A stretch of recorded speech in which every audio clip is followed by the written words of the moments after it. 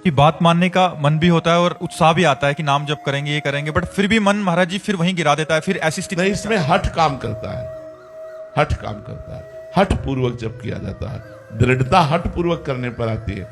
देखो, जब हम अभ्यास करते हैं तो हमारा मन निश्चित लग जाता है, भगवान में निश्चित लग जाता है। अभ्यास तो कीजिए।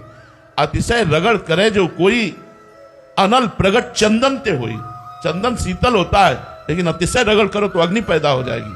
जबान से राधा राधा राधा राधा ज्ञानाग्नि प्रकट हो जाएगी, समस्त कर्म संस्कारों को भस्म कर देगी और भगवत साक्षात्कार करा देगी। लेकिन लगे रहना पड़ेगा, दृढ़ता लानी पड़ेगी। अपने आप भजन हो ये तो सिद्धों का होता है, साधकों का थोड़ी होता है। अपने को तो लगे रहना, राधा राधा राधा राधा राधा लगे रहना है।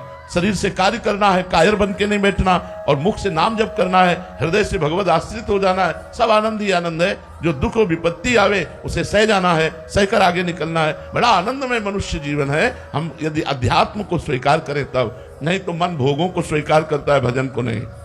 भजन जबरदस्ती कराना पड़ता है। और जी साधक के हृदय में एक ऐसी मान्यता रहती है कि ऐसी कोई कृपा होगी कि झटका लगेगा और मतलब हमारा नाम चलने कभी नहीं होगी।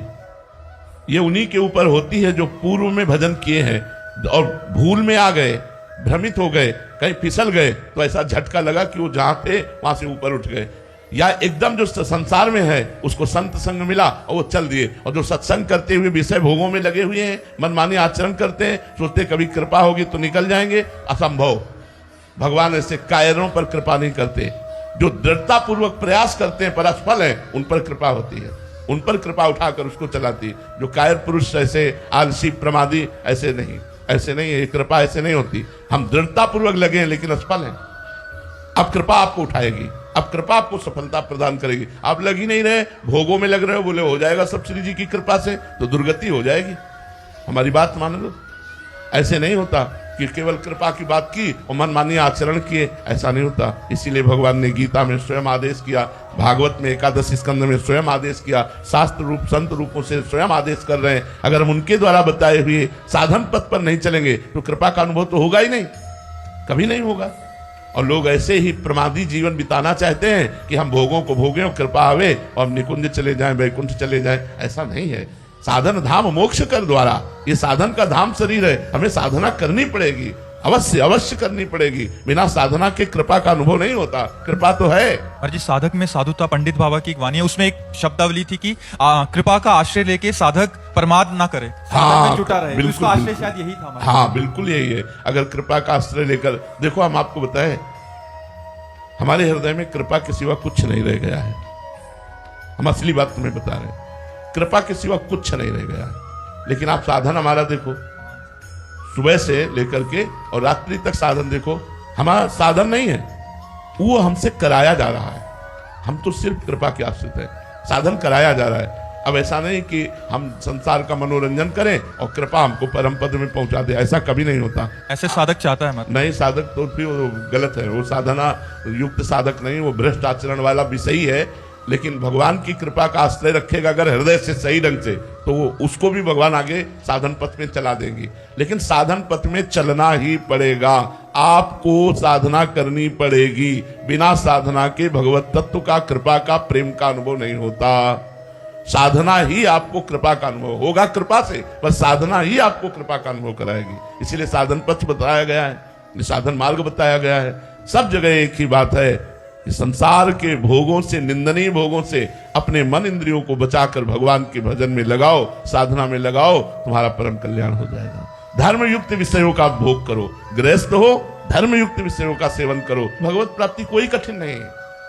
आप लोगों के दिमाग में लगता है भगवत प्राप्ति कोई बहुत कठिन वस्तु है। कठिन है निंदनीय भोगों का त्याग करना।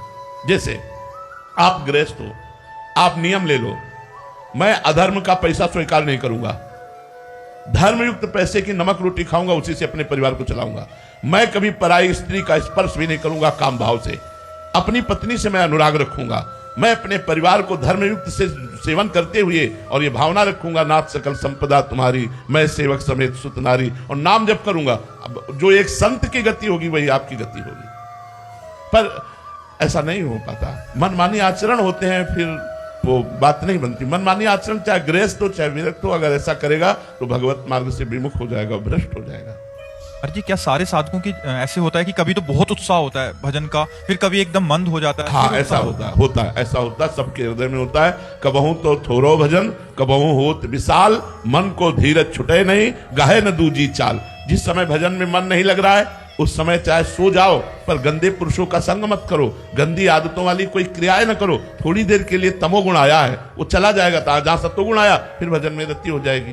तो कभी कभी ऐसा होता है कि मन एकदम भोगों की तरफ उतावला हो जाता है, भजन में मन नहीं लगता, एक अशांति सी आ जाती है। उस समय सत्संग सुनो, तुरंत रजोगुण और तमोगुण का नाश होकर के सत्वगुण बढ़ेगा। नाम कीर्तन करने लगो, राधा राधा, मन नहीं लग रहा, लेकिन नाम बिल्कुल मन न लगे तो सो जाओ, पर गलत आचरण मत करो, गलत संग ना करो। तो थोड़ी देर के बाद टिकाऊ नहीं है, आगमा पाइनो अनित्यास है। ये जितना भी है ये आगमा पाइनो, आने जाने वाले। सत्वगुण आया, तमोगुण आया, रजोगुण आया, जहां तमोगुण हटा, रजोगुण हटा और सत्वगुण आया तो फिर भजन में मन लग जाएगा। कबहू तो थोड़ो भजन, कबहू होत विशाल, मन को धीरज छुटे नहीं, गाहे न दूजी चाल। संसार की आसक्ति वाले खेल ना खेलने लगे, फिर तो टिकाऊ हो जाएगा तमोगुण, रजोगुण, और सत्वगुण गुप्त रहेगा। अगर हम बचा ले गए अपने को तो सत्वगुण फिर आगे बढ़ा देगा।